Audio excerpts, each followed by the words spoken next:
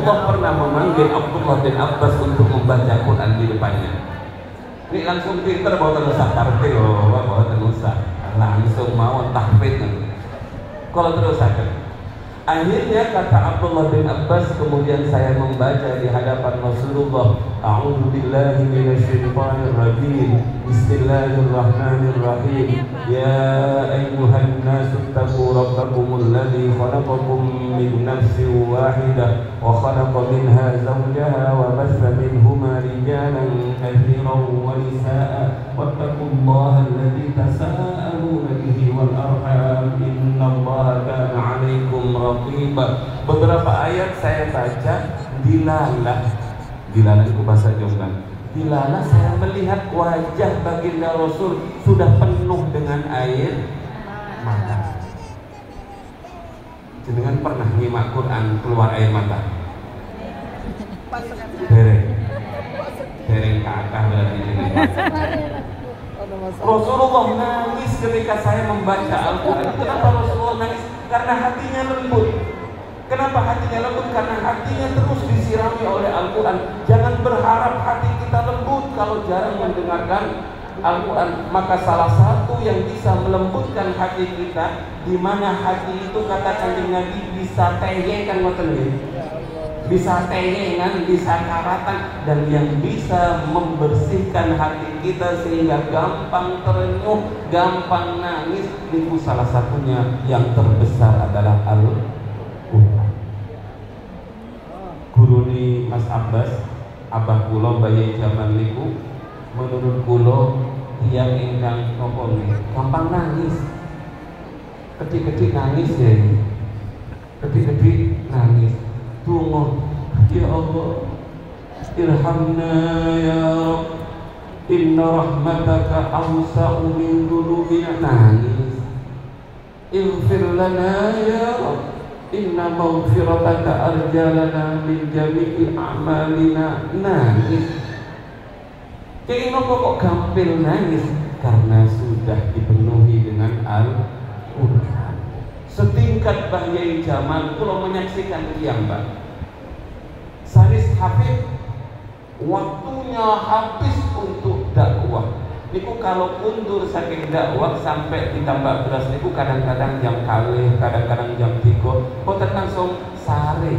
Tidak sama seperti mantunya. Mantunya mulai dalam mobil sampai ke rumah langsung tidur. Abah kula niku sampai di dalam niku sik terdengar sayup-sayup dari kamar kula niku maos Quran. Orang yang sepayah itu, waktunya habis seperti itu, tidak pernah lepas dari Al-Quran. Mbah Fatah biasanya pun ya ini niku dicatat dalam catatan agendanya. Niku 3 hari hatam, 3 hari hatam, 3 hari hatam. Menjelang kapundhut niku malah sehari hatam, sehari hatam, sehari hatam. Subhanallah, pendek kata, tidak ada orang hebat itu yang jauh dari Al-Quran. Lah, anak-anak yang jenengan simak, anak-anak yang jenengan telateni, anak-anak yang jenengan pirengkan hari ini, anak-anak yang karena panjenengan dia bisa membaca Al-Quran dengan benar, kelak dia akan menjadi orang-orang hebat. Apa yang kita inginkan dalam hidup ini kalau bukan siraman Al-Quran dari lisan mereka? Makanya hadirin yang sangat kula muliakan, untung ini kok adalah guru Quran. Makanya pun kalau boten dalil khairukum pripun niku man ta'allamal Quran wa 'allama. Kenapa ta'allama dahulu sebelum 'allama? Karena sebelum 'allama kita belajar metode yang sahih, yang benar. Jangan sampai memberikan kesalahan kepada murid-muridnya. Para rawuh Abdullah bin Abbas maka.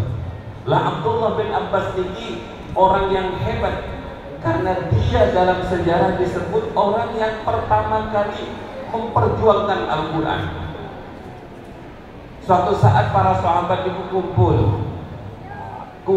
ibu-ibu, bapak-bapak.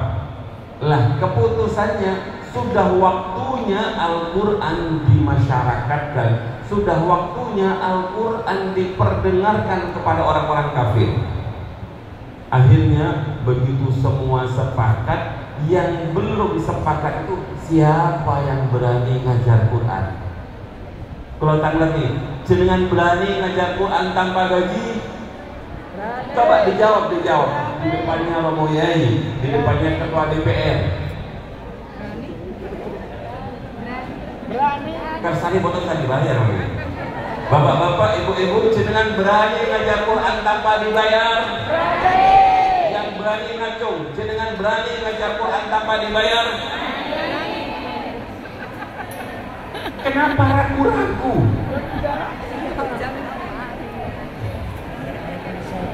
Ma as'alukum alaihi min ajrin in ajriya illa 'ala Allah.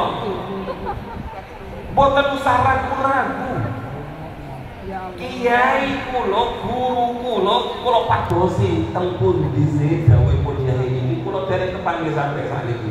Mbah Yai Yusuf Masyhar Tebu Ireng yang dipasrai kali Mbah Hasyim Asy'ari untuk ngeramut Qur'annya lari-lari niku setiap sambutan di hadapan kami para santri-santrinya itu laisal faqru ma'al Qur'an, laisal faqru ma'al Qur'an, laisal faqru ma'al Qur'an. Gak akan ada ceritanya orang yang fakir kalau dia bersama Al-Quran.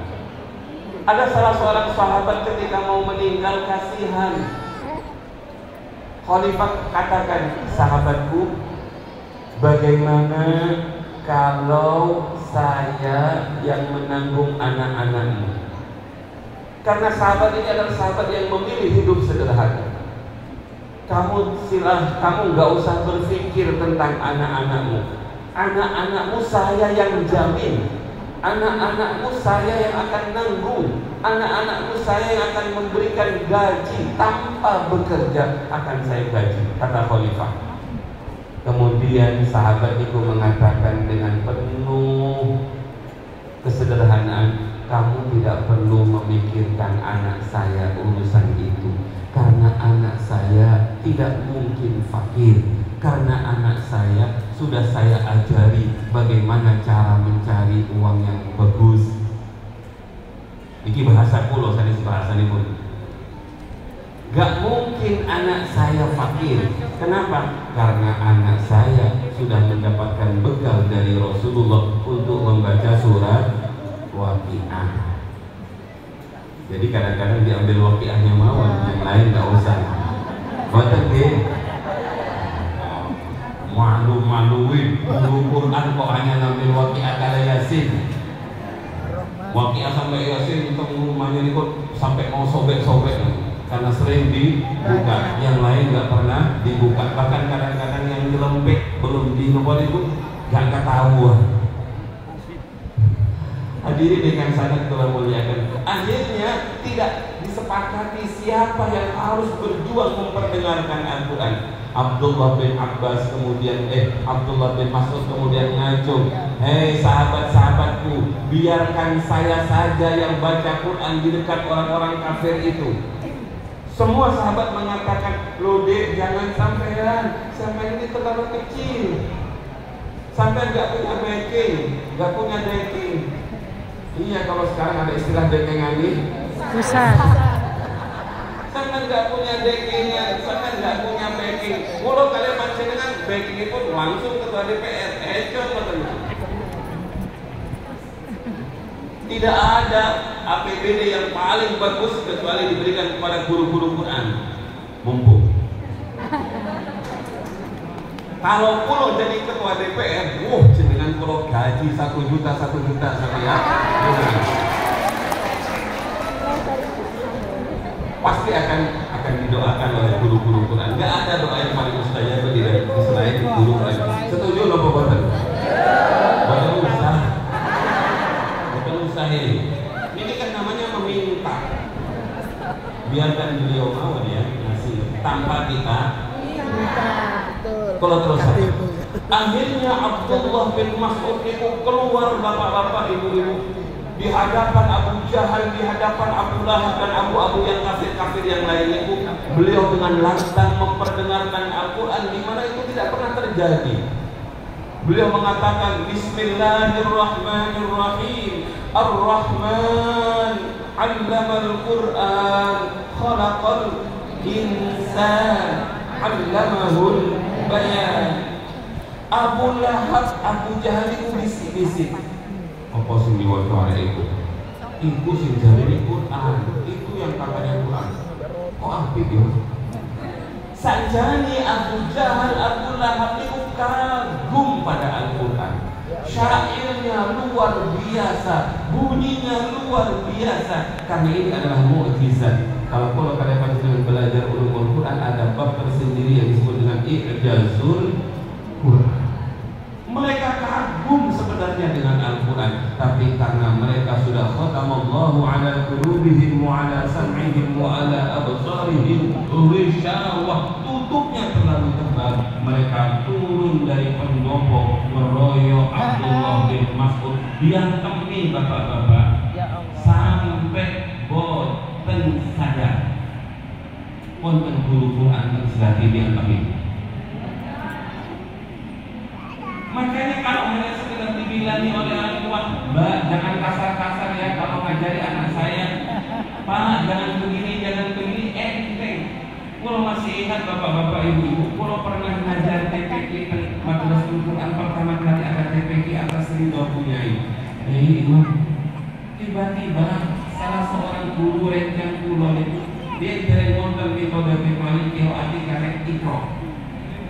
Akhirnya pulau turun bukan kiroati. Ketika diajari, salah satu muridnya itu adalah anaknya guru pulau, anaknya kiai pulau, masih kecil. Saking tegasnya menerapkan metode kiroati, sampai nangis anaknya. Anak kecil ini nangis, pulang matur ke abahnya, kalau nangis boh boten paham kalau dia apa. Besok bapaknya datang, mana gurunya anak saya? Pulau ya ini dikira mau dikasih hadiah, bosan diketok kupingnya. Ngajar anak pojok kasar-kasar, ngajar anak pojok keras-keras. Dia maklum muridnya, anaknya, muridnya Renjang Pulau, muridnya guru Niko. Niku cepokan barokah. Tapi tidak ada rasa apa-apa di dalam hati kami, karena yang metode kuping kami itu adalah guru kami. Mungkin kami salah memberikan metode karena belum ada pelajaran kata tadi. Hadirin yang sangat kula muliakan, diam temi Bu Pak sampai boten sadar. Akhirnya begitu sadar merangkak, dia menemui para kawan-kawannya, sahabat-sahabat yang lain. Sahabat-sahabatnya langsung terenyuh, ya gimana dek, kan sudah tak bilang ngocok wani-wani sampai.